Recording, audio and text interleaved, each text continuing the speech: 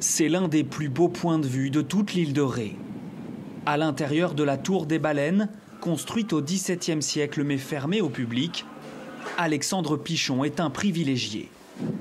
Il travaille ici depuis 16 ans et samedi, il sera aux premières loges pour assister au spectacle La marée du siècle, dans un cadre unique.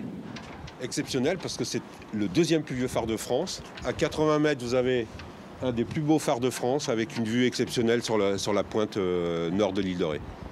Et face à nous, l'océan avec la mer qui remonte. Donc vous êtes prêts pour les grandes marées? On est paré, on l'attend de pied ferme. Eux aussi attendent la grande marée de pied ferme. Le travail de Denis Fradin et de ses collègues, tout mettre en œuvre pour assurer la sécurité des 18 000 habitants de l'île de Ré. Et cela commence par la réparation de cette immense digue.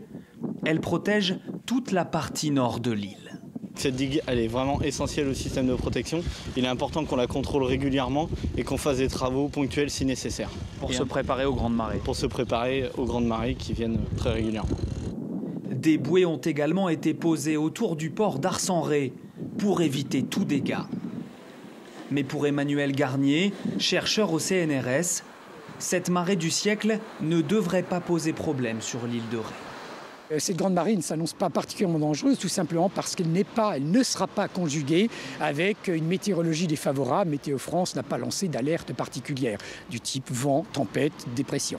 Donc ça sera essentiellement un spectacle. Ce sera essentiellement un superbe spectacle et dont il faut absolument profiter. Un spectacle qui devrait commencer dès demain et pourrait atteindre samedi un coefficient de 119 sur 120.